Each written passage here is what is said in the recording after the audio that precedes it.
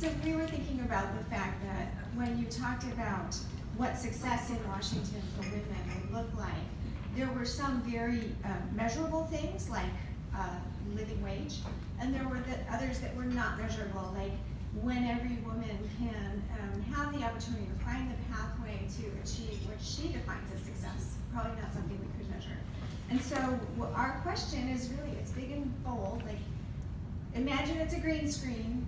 Where can we have the most impact that we could measure for moving the needle on ultimately equality for women? Anyone in particular you want to respond, or you just want to? No. Oh, and then arm wrestle. Where can we move the needle? What's the place where WWIN might be having the greatest impact? Who wants to take that? Who wants to start? You want to start, Michelle, or does anybody else on the panel want to start? Oh, can you see how eager she is? Yeah. Here we are. She's a real talker, haha, just kidding.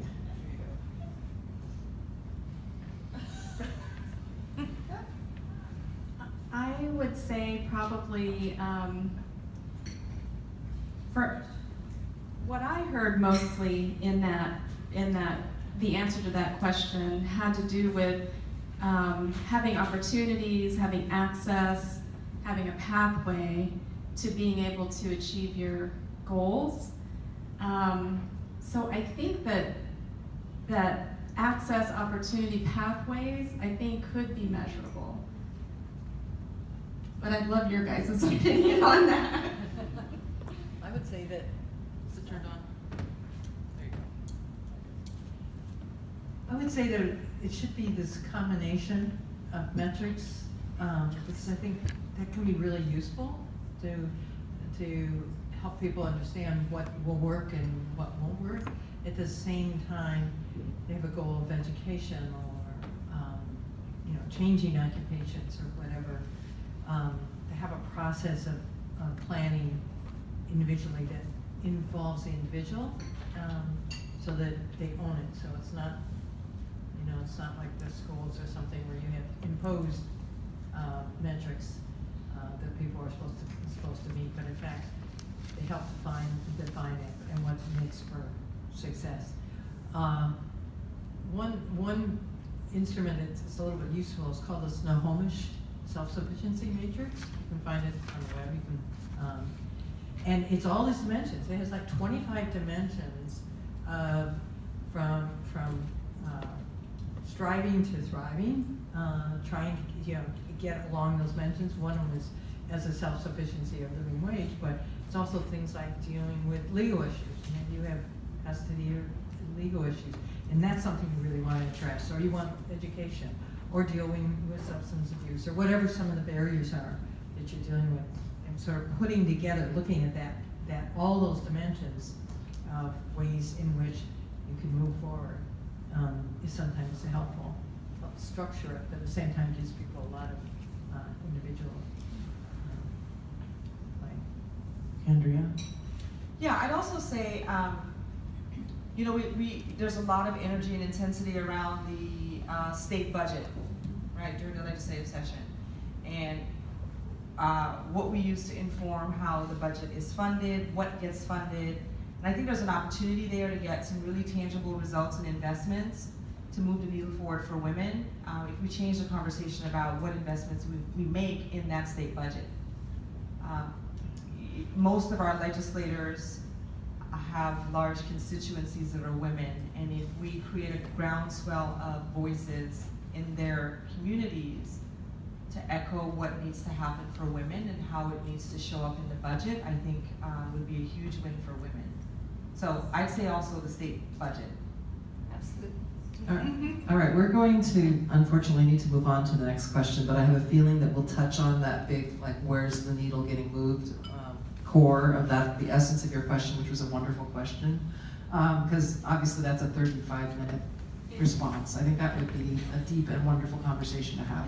What other moderator would like to throw themselves in? Jen, please, I'm going to bring the mic, and here's my request. When you are speaking into the mic, we're recording this, so see how I'm holding it like really awkwardly close to my lips without actually kissing it, you want to do the same. You don't have to speak loudly, you can just put it right by your little base and then we'll hear you. So who's our spokesperson for this table? You wanna ask him? Yes. Oh, okay, yes, There you all are. right. She does. So a couple of things came up as a theme at our table, and childcare got mentioned a lot, but how do we move the needle for women in general? So one of the things I talked about was hiring a part-time lobbyist, and that's been done by other organizations, and you share it with another nonprofit. Also training nonprofits to learn how to lobby without violating their IRS lobbying standards, and most nonprofits don't know they can actually lobby. So when you bring a lot of women's organizations together who are providing social services for women, and then you group them and they can be advocates up at the state legislature, that is a really powerful tool for addressing childcare, self-sufficiency, etc. And childcare was a big issue that came up at this table as well. Liz, do you want to tackle that one? It sounded like a comment that you could build on. I think you could have some fun with that comment about the idea of collaborating between the different women serving organizations and having a really clear agenda and moving the dime on that. What do you think about that idea? It sounds like something fun to talk about. Well, number one, you're right. We can all spend 20% of our budgets on direct lobbying now. We just need to be accountable for it. And sometimes that can be really scary and we're not quite sure how to do it, but we can, and we all should be doing more of that. Board Source offers some really good trainings for board members about how to stand up around policy and thinking about board service as thinking about part of your board service also being a role as an advocate around public policy. So I think there's an opportunity. We have been missing an opportunity in Washington State, I think, to bring together women's organizations around a host of issues. Where I have seen this done most effectively is among environmental coalitions that get put together, where there's a really smart, strong process by which every organization puts its agenda on the table. Collectively, there's a winnowing down of priorities, and then there is an incredibly strict adherence to the messaging, with 7 or 8 environmental nonprofits all going after one single thing collectively and letting everything else fall to the side.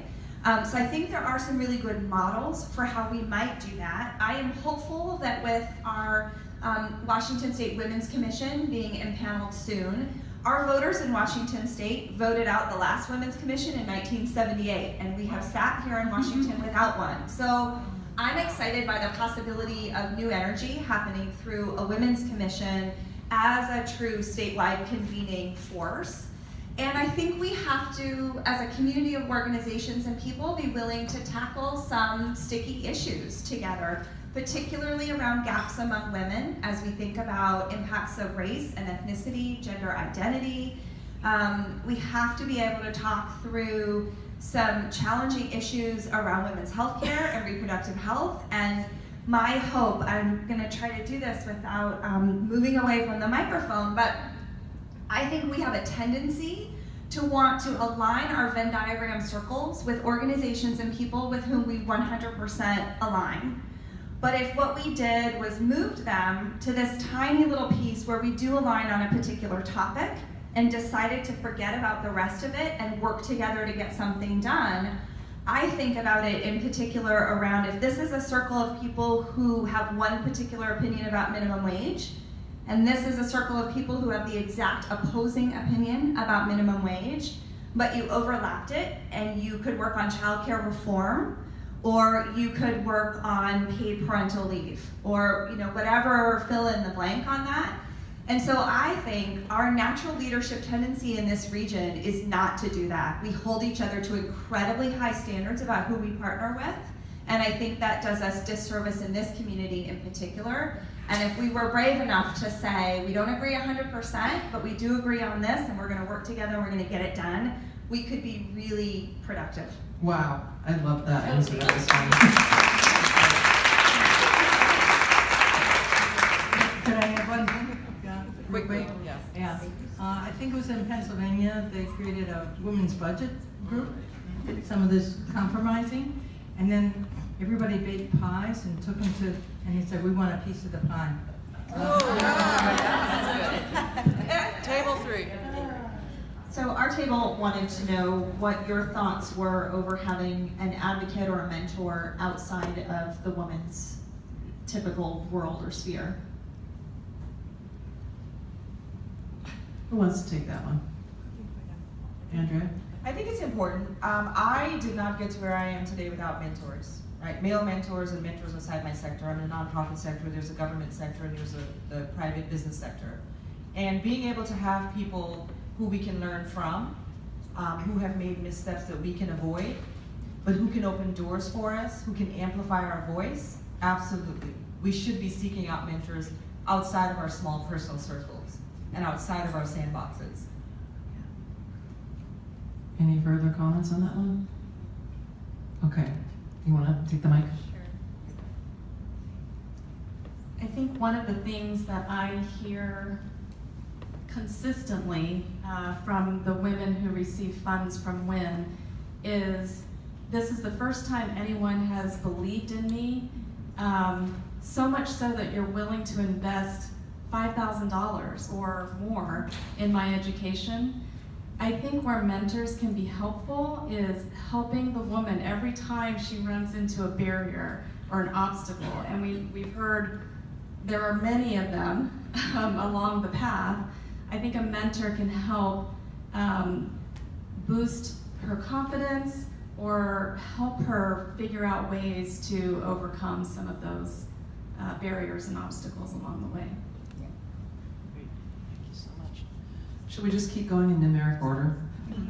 Table 4, are you ready? Nikki, do you want to be the spokesperson? So we had a discussion around right now, you know, the mission of WWIN is really to focus on women who have made the decision to move forward with a plan. And there was a discussion here, is there a role for WWIN, and this is what I'd like to ask the panel, is there a role for WWIN to come further upstream, earlier in a young woman or a young girl's life, to preempt some of the decisions they do or don't make later on that we're then there to help to sort of support them with? Is it education in schools or around career counselling or life choices? And Barbara here, who's been a long-time supporter of WWIN, was talking about children really like listening and hearing stories from other children and other, or let's say young people who've been supported by WWIN. Their stories are probably more compelling than maybe speaking to one of us, actually speaking to a grantee. So the question really is, should we start earlier in a young woman's life in helping support the decisions that they make? Quick insertion of comment is that you do have alums from your grant making who are moms. So just that obviously comes to mind, but just where would you already be able to build upon what you already do rather than creating a whole new line of work? That's just a thought to add to that, rather than just, might we create a new piece? Could we build on anything? And is there an opportunity there? So just to make it more complicated for you. I think fundamentally I would answer yes. And I think there are well-founded, well-researched approaches to looking at decision points in a young girl's and then an adolescent and a young woman's life to think about where to influence. And I think you could pick any one of those. You know, is it reading by 3rd grade? Is it still raising her hand at age 10 in class? Is it choice of what to do post-secondary or a major to choose? There's lots of different places and there's different opportunities to influence. I wonder about the opportunity for a 2-generation approach and to think about how to expand the work that WIN is already doing with women to include whole family. I think some of those efforts nationally have just had really great results. Absolutely. You know, I think investing in upstream programming and thinking, it's long game. You don't see results overnight, but you get a higher return. Obviously, we still want to go, stay downstream and protect who are being affected now, but we think about where women are, where are girls, right? Where are we in school and sports, and can WIN have a proximity to those programs to influence them early on, to begin to shape conversations and their ideals and goals.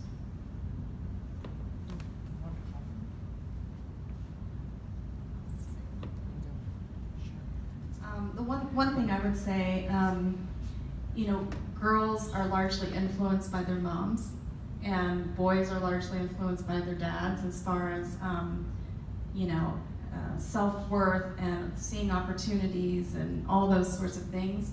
I don't know how to answer the question about upstream and, investment or programming, but I do think that obviously we work with a lot of moms, and helping them to understand how, what kind of influence they have on their daughters.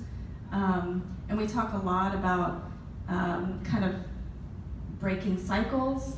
I think that's really important work that we do that we don't recognize that we already do. And so I think there's some work that we could also do around that. Excellent question. Thank you so much. Wow. Here we are, table 5. You're our spokesperson, Shirley. So we'd like to hear more about the wage gap, and there was a variety of experiences around the table. Some people, aware of this and seeing it, and some people who don't see it in their workplace. And so could you say more about particular industries where you've seen maybe that close, or where it still exists, where it primarily exists? Just share more information on that to help us learn. I'll just give a quick example. Right now, Nike's being sued. There's a class action lawsuit against Nike for women who were in the similar positions as men, and they were grossly underpaid for the same work. And more we find in the industry, whether it's these global for-profit businesses, where they're recognizing that it's pervasive within their companies, and for some of them, granted, they've been saying it's not intentional, but we learn later that there are these implicit behaviors that created it. Some people like to point to, well, women don't advocate for themselves. It starts when you're negotiating your starting wage, but then also we have management teams who perpetuate it. And so I'd say that there are companies like Starbucks who they've recognized it and they're shifting it dramatically. Microsoft is certainly aware of it. I don't know what functionally they're doing.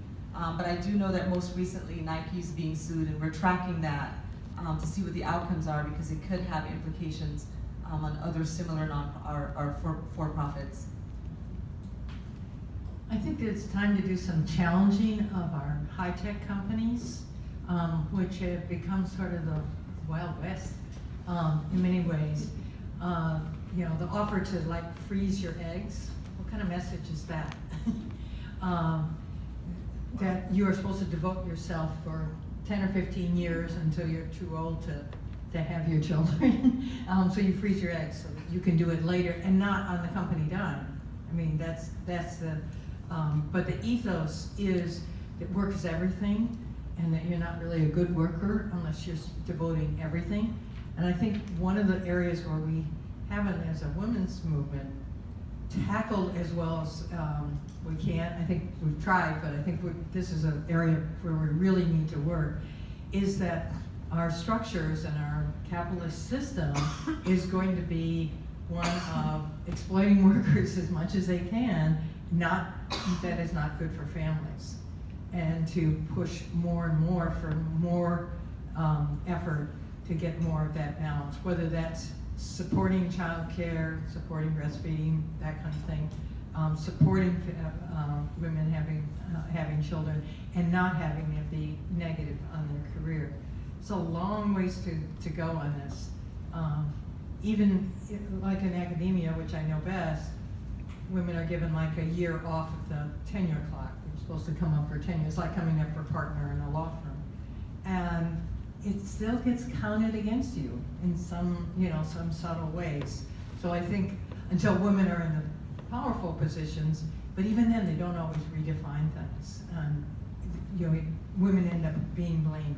Well, you should have leaned in. You should have done this and that. And even things like when you go for a new job and you're asked what was your salary in your previous job. Well, that was already structured in to be sexist, and Exactly. you're at the 80%. So if you're asked, forbidding that, so that, and also knowing what other people are being paid in your job, which is something we should have universally, so that we can again tackle some of these inequalities. But I think one of the most important ones is to get more balance, and I think it's especially challenging in this area because of the dominance of that ethos around the harder you work and the more hours, the better worker you are. And there was just a study I saw that, where was it? Some other country, it's a nice one, Hungary? Someplace where they paid people for 40 hours and they only worked 32 hours. I think it was in the paper. New Zealand. Yeah, where was it? New Zealand. New Zealand, thank you. And it turned out they did all the work and people had time for appointments, and why don't we think about trying some of this? I think part of it is just putting some new ideas on the table and pushing for some of those changes. I want to add, so I've led a local effort to close the gender wage gap for the past 3 years. And every year we do the research to document how much progress we've made, what's happening, and just want to say a couple of words about it. I get asked the question a lot about, is it really true?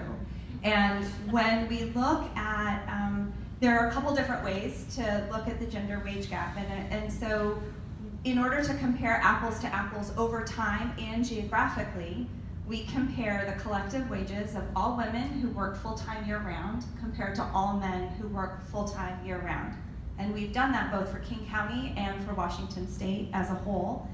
And there is an existing wage gap there. It's about 79 cents on the dollar. We're a little bit worse off than the national average. Almost half of that can be accounted for what industry we're in and what occupation we hold within that industry. So if we think about our local economy, which is largely dominated by high tech, women in tech tend to be in less technical roles. We tend to be in marketing and HR and legal, which are not paying the same as the technical roles. So we continue to see that happen. There's no one industry that is really to blame or is at the seat of this, but if you think about our local economy, having at one point really been driven by high-paying male-dominated fields like maritime and forestry and aerospace, and currently being driven by high-paid male-dominated fields, we continue to, as an entire economy, just sort of move forward with that occupational segregation. So part of closing the gender wage gap is around women moving into fields that have been traditionally dominated by men. Part of how we close that is by women moving up the ladder. So you look at a lot of industries that are service-based, accounting, financial services, law offices, where first-year associates are 50% men and 50% women. And as you move through the funnel towards leadership, you end up at the partner level with less than 18% women. That's happening for a lot of reasons we've already talked about in terms of breadwinning and caregiving and our approach to that. Factually, we also know locally that there are wage gaps between mothers and fathers. Here in King County, mothers are making 69 cents on the dollar to what fathers are making. We see wage gaps along race and ethnicity. So many of you have heard about Equal Pay Day, which usually happens about every April. That's the day when women collectively have earned the same that men have earned by December 31st. 10 seconds. Well, for Black women here, nationally, Equal Pay Day happened last week. For Latinas, it isn't going to happen until October. So there are some pretty significant gaps as we think about closing them among women. I want to direct you to 100% Talent Seattle, which lists best practices and is now engaging more than 70 companies in narrowing these gender wage gaps. That was an amazingly comprehensive answer. Thank you. Wow. And we have a lot to learn. Yep, from table 6, Julie, are you our spokesperson? Nicole? So our question was similar to the first question, which is, what do you see as the most impactful thing that WWIN can concentrate on? Whether it's, well, I mean, education, healthcare obviously is there, but yeah, where do you see WWIN able to have the most impact in the community? Diana, can you hand Michelle the microphone? Sure. Because I think it's fair that you might be part of this. I think I'd Would you like like to the know other panelists to yeah, answer? All right. because, yeah, I'd like to know your guys'. No, Liz raised the point earlier about power in numbers and being able to develop a model like the environmental industry where organizations are working together. And even though most of us women in Washington State are deeply passionate about our well-being and we want to move the needle forward for ourselves and for each other, we have a hard time working together, right? And so what Liz pointed to earlier is about being partner ready. You didn't use this terminology.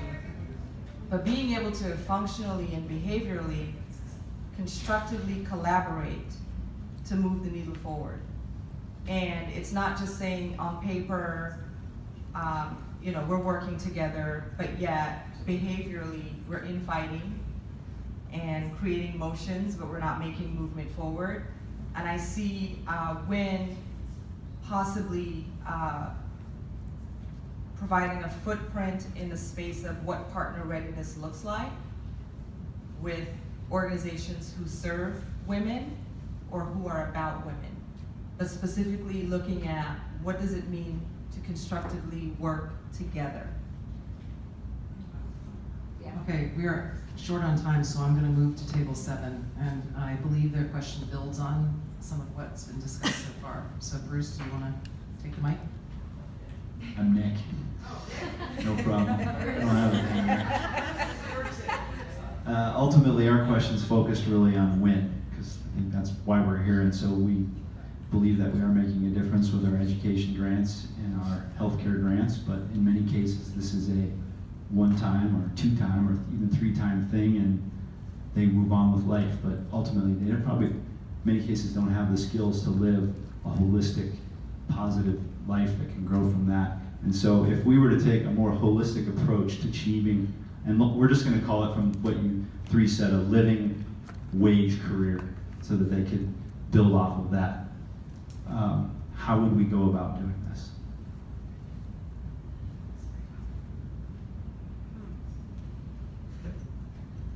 I don't know, maybe I'll get woo-woo. Maybe we tether our wagon to Marianne Williamson's work. Right? I mean, she just talks about bringing your whole self to the work, really living the work and being the work and softening towards each other as we tackle this big thing together, because we're talking about boiling the ocean.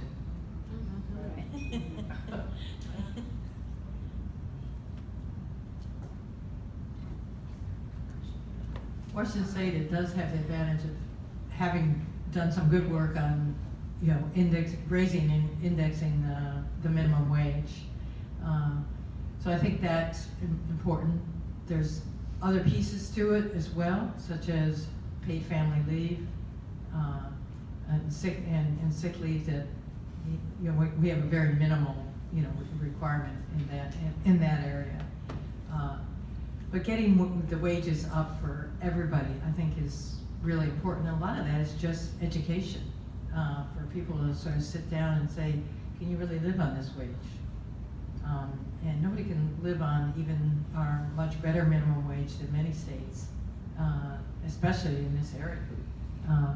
So the question is, how do we help do that? There's basically two ways to get there. One way is to raise the wages and to raise people's awareness and to give people the power to raise their wages.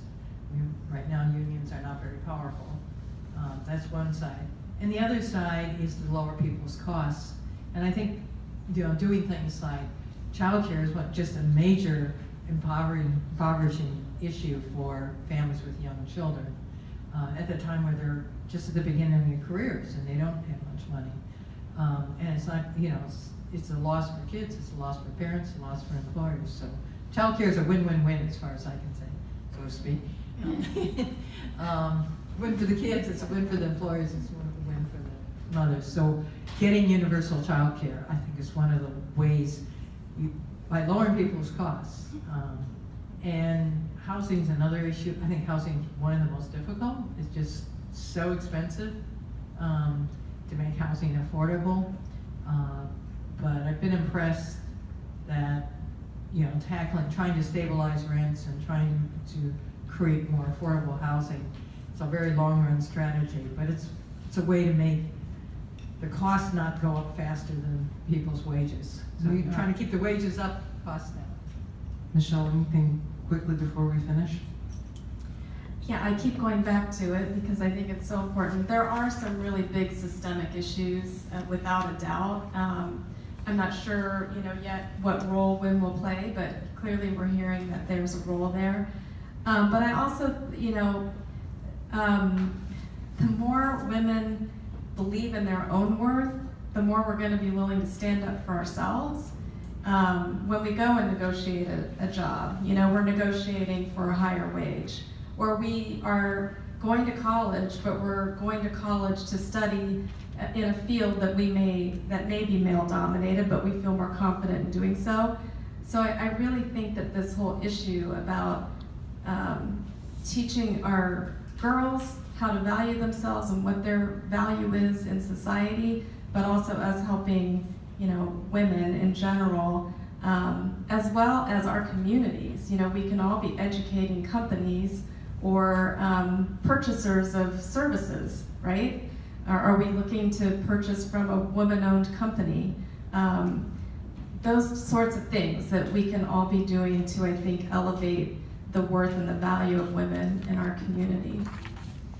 And with that, friends, we wish to end on time and just extend our heartfelt appreciation for an outstanding conversation. And I know it's too short, but thank you so much.